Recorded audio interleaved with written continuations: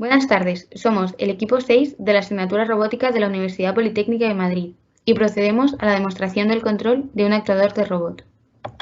Los miembros que forman parte de este grupo son Raquel Modet Martín Caro, Álvaro Olivares Contreras y Lucía Hernando Fernández. Procedemos a la visión general, en particular a la elección de motores y otros componentes. Para este proyecto se han empleado 3 motores diferentes. Uno de ellos ha sido aportado por el profesor de la asignatura. Cabe mencionar que todos los motores son diferentes y de esta forma hemos probado el funcionamiento de esta conexión para diferentes magnitudes, como puede ser el número de revoluciones, la velocidad máxima o el número de pasos por vuelta. El usado en la demostración se corresponde a un motor de 639 revoluciones con una reductora de 1 partido de 19,225 y un encoder de 58 pulsos por vuelta. Se ha empleado un driver o puente en H L298, como el que aparece en la figura, una fuente de alimentación de 12 voltios y una placa de Arduino 1.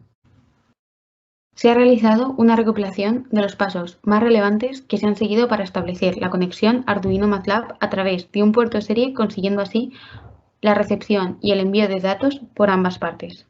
En primer lugar, se introducen los valores en el App Designer que se van a enviar a MATLAB. Posteriormente, Arduino recoge estos datos que MATLAB ha enviado, los interpreta y los ejecuta según el programa que hemos introducido en su base. Y al mismo tiempo envía los datos que ha obtenido después de ejecutar el programa. MATLAB recoge estos datos que han sido enviados por Arduino en una serie de buffers y los interpreta en 3 gráficas diferentes.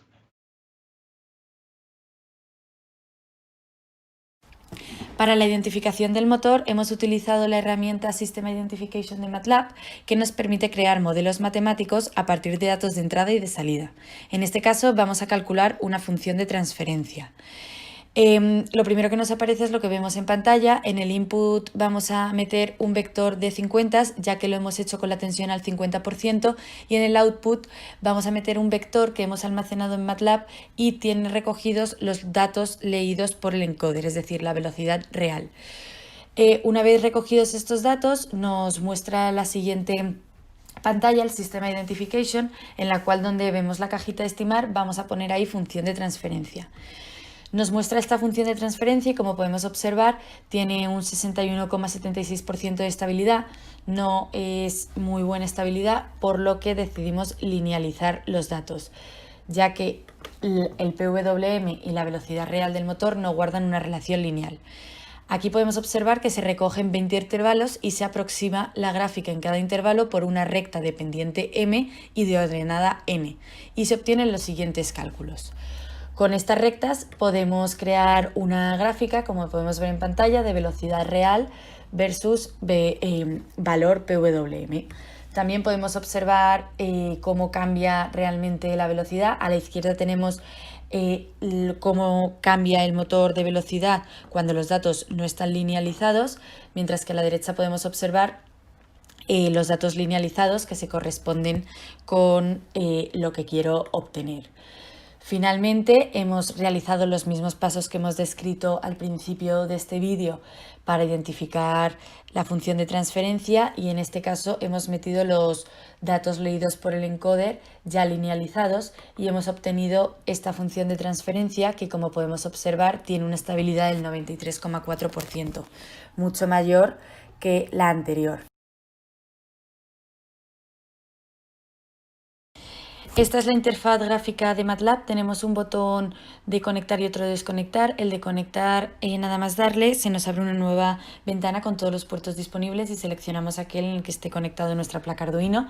Luego podemos ver 6 edit text, donde ponemos los valores de nuestras constantes de velocidad y de posición y las enviamos para que las guarde MATLAB. Y tenemos 2 mandos rotativos, uno para la velocidad y otro para el tiempo. El de la velocidad es el de la izquierda, y si queremos controlar la velocidad moveremos ese mando rotativo, y si queremos controlar la posición moveremos el mando rotativo de la derecha. También, para controlar la posición, hemos implementado 2 botones, cascada on y cascada off, que sirven para realizarlo en cascada o no realizarlo en cascada. También hay dos botones que podemos observar, Demo On y Demo Off, que cuando le demos a Demo On realiza una serie de posiciones, va de 0 a 90, 135, 180, así hasta llegar a 360 y da la vuelta, y podemos ir observando en la gráfica de posición del motor cómo va cambiando.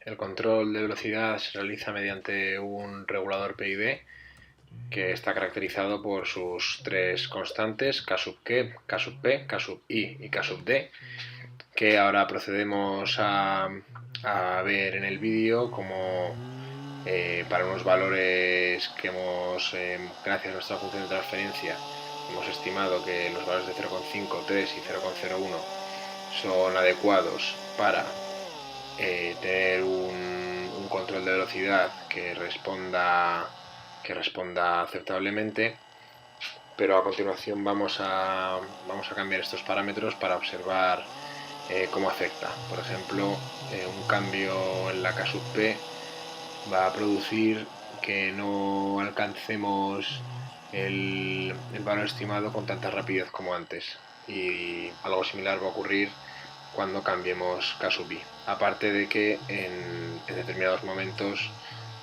pueden suceder comportamientos extraños.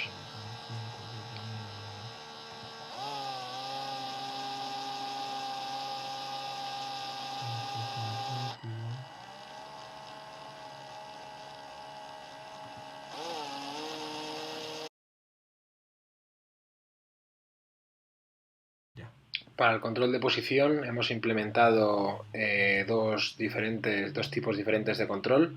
Uno sería un PID en cascada, donde se define un PID de velocidad y uno de posición, de forma que la entrada al PID de posición sea la salida del de velocidad.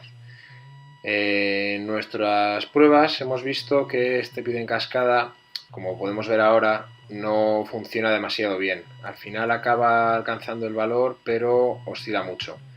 Sin embargo, utilizando solamente el PID de posición obtenemos unos resultados mucho mejores. Vemos cómo el motor alcanza la referencia mucho más rápidamente y de manera mucho más precisa. ¿Puedo hacerlo con cascada o sin cascada? Venga, vale, ¿has parado? Lo que vamos a ver ahora es cómo afectan los parámetros del PID de posición para el control sin cascada. Ahora lo ponemos como sabemos que va a funcionar, que es con ese valor de K sub P de 0,13, y como podemos ver en la gráfica de posición, el motor alcanza perfectamente la referencia. Ahora cambiamos a un valor más elevado de 0,4 y como sabemos por la teoría, vemos una clara sobreoscilación que antes no teníamos.